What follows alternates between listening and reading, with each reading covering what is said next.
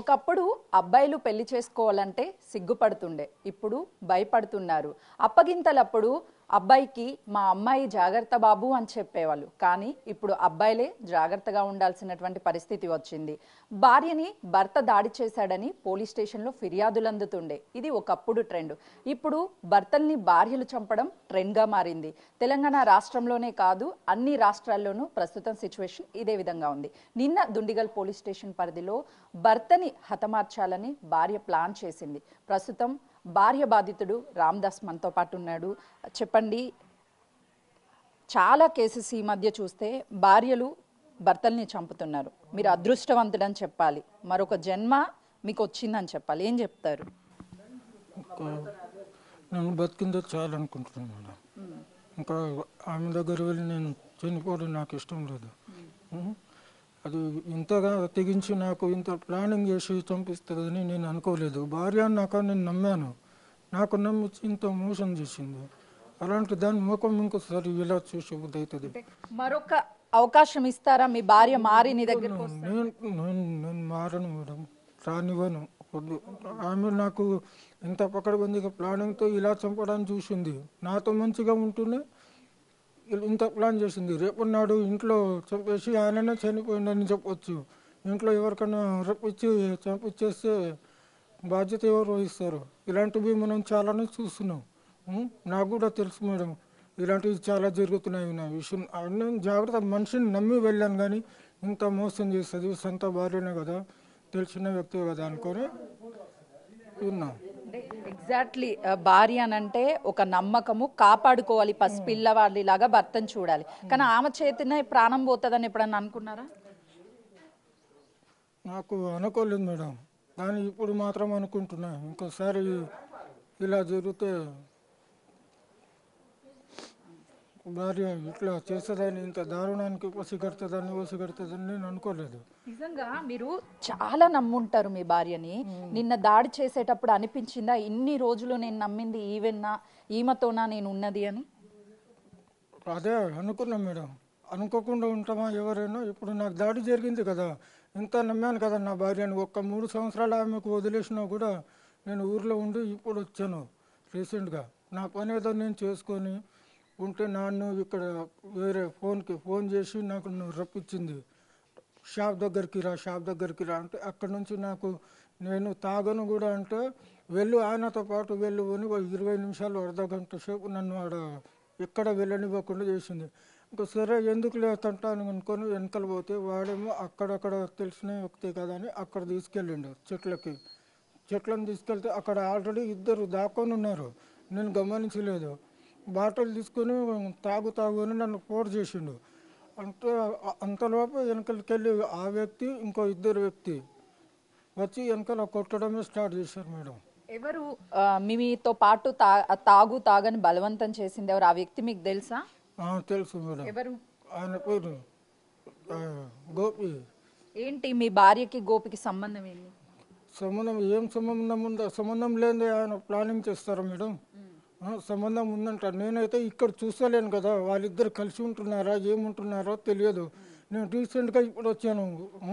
2.5 3 hours నుంచి నేను ఊర్లోనే ఉన్నా. నాకు వాళ్ళు ఏం చేస్తున్నారో నాకు తెలుస్తుందా? తెలియదు కదా. నేను వచ్చింది ఇప్పుడు రీసెంట్గా. ఇక్కడ రాగానే ఇట్లా ప్లానింగ్ చేసింది.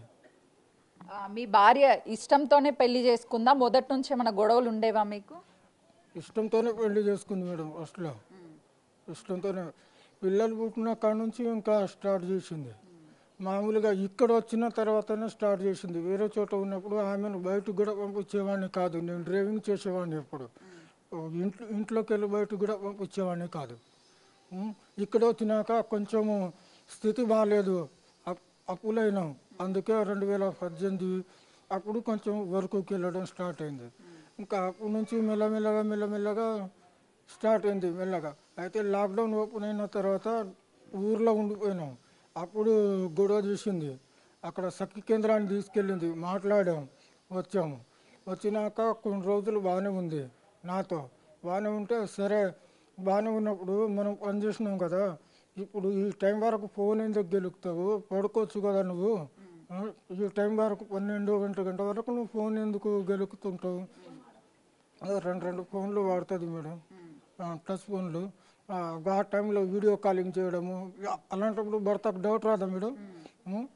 నేను మంచం మీద పెట్టుకుంటూ పండుకుంటే ఆమె పక్కకి పండుకోదు, కింద పోయి వండుకుంటుంది. దుప్పటి తీసుకొని ఫోన్ వీడియో కాల్ మాట్లాడుతూనే ఉంటుంది.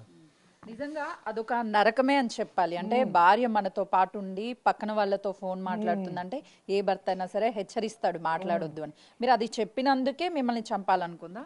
అది చెప్పిన తర్వాత ఈ 498 ఇస్తుంది. ఇలాంటి పనులు ఎందుకు చేస్తున్నావు నువ్వు? ఇలాంటి దొంగతనం చేయడము, నువ్వు నమ్మిన వ్యక్తి వాళ్ళ దగ్గర ఇలా దోచుకురావడము ఇది పద్ధతి కాదు. మనకు నమ్ముతారు కదా, వాళ్ళ ఇంటికి మనం నమ్మించి ఆశ్రయించినప్పుడు ఆ ఇంట్లో నువ్వు ఇలా ఎవరు కేసేశారు? మీ మీద కేసేసిందా, మీరు ఆమె మీద కేసేసారు? ఆమె నా మీద వేసింది. ఇప్పుడు చాలా పోలీస్ స్టేషన్లో కూడా భార్యలే భర్తల్ని కొట్టి ముందుగా వాళ్ళే పోలీస్ స్టేషన్లకు వెళ్ళి కంప్లైంట్ ఇస్తారు. ఏం చెప్తారు పోలీసులకి మీరు? ఏం చెప్పాలి, ఇంకా వెనక ముందు ఆలోచించకుండా మామూలు వ్యక్తులకు ఇంత ఇబ్బంది పెట్టకూడదు. ఒక్క ఒక్క ఆమె చేసేది మంచి పనులు కాదు, అయినా కూడా అవన్నీ ఎన్క్వైరీ చేయరు, ఫోన్ కాల్ లిస్ట్ తీయరు. అవన్నీ తీస్తే ఎవరిది తప్ప బయటపడుద్ది. అది అలాంటిది పని పోలీసు వాళ్ళు చేయాలని కోరుకుంటున్నాను. చెప్పండి, మీలాంటి వాళ్ళు భార్య చేతిలో మీరు అదృష్టవంతులు, బతికారు, చాలా మంది చచ్చిపోయారు. సో అలాంటి వాళ్ళకి ఏం చెప్తారు? భార్యల నుంచి ఎట్లాంటి జాగ్రత్తలు తీసుకోవాలని చెప్తారు? ఎప్పుడైనా నమ్మి భార్యను మాత్రం జాగ్రత్తగా, ఆమె ఎక్కడ తీసుకెళ్తే అక్కడ వెళ్ళకండి. అది నేను చాలా వరకు చెప్పుకొస్తున్నా. ఇప్పుడు నేను ఎందుకంటే చావు నుంచి బతుకొచ్చిన కాబట్టి ఇది మేడం నేను చెప్పాల్సింది.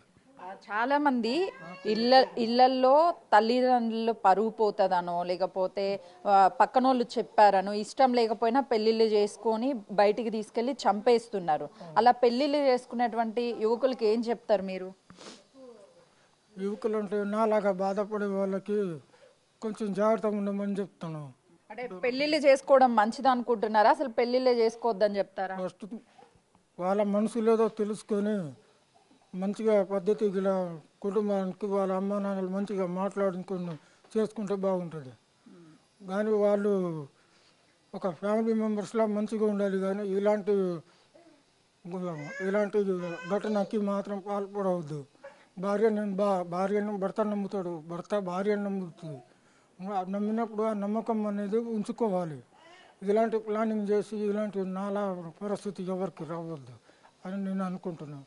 వెళ్ళి చేసేటప్పుడు కూడా కొంచెం జాగ్రత్త తీసుకోవాల్సిందిగా కోరుకుంటున్నాం మేడం. అంటే ఇప్పుడు భార్యల నుంచి ఖచ్చితంగా భర్తలకైతే ప్రాణహాని ఉందనుకుంటున్నాను. ప్రాణహాని ఉంది మేడం. ఇదంతా సెల్ ఫోన్లా లేకపోతే ఈ అక్రమ సంబంధాల వల్ల? అక్రమ సంబంధం వల్లనే మేడం ఇది మొత్తం జరిగేది.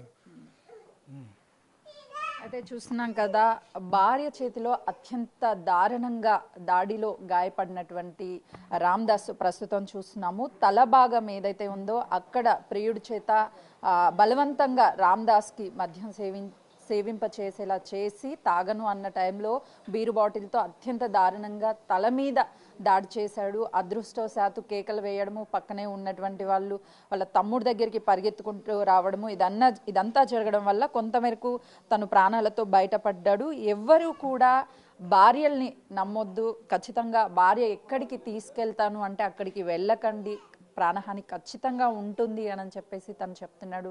నిన్న తను ఫేస్ చేసినటువంటి ప్రాబ్లం అంటే ఆ టైంలో నిజంగా దాడి చేస్తుంటే ఒకవైపు తప్పించుకోలేక మరోవైపు ప్రాణాలు, భార్యని నేను నమ్మి బయటికి వస్తే నాతో 7 అడుగులు నడిచినటువంటి నా భార్య నన్ను కడతేరుస్తుంది అని అనుకోలేదు, ఇంత దారుణానికి ఒడికట్టింది అని అంటే అందరూ పెళ్లి చేసుకునే ముందు జాగ్రత్త తీసుకోవాలి. ఆ అమ్మాయికి ఇష్టం ఉంది అంటేనే పెళ్లి చేసుకోవాలి, ఆ అమ్మాయి బ్యాక్గ్రౌండ్ చెక్ చేయాలి, వాళ్ళ కుటుంబ సభ్యులు ఏంటి అని చెక్ చేసిన తర్వాతే పెళ్ళిళ్ళు చేసుకోవాలి. నాలా ఎవరు భార్య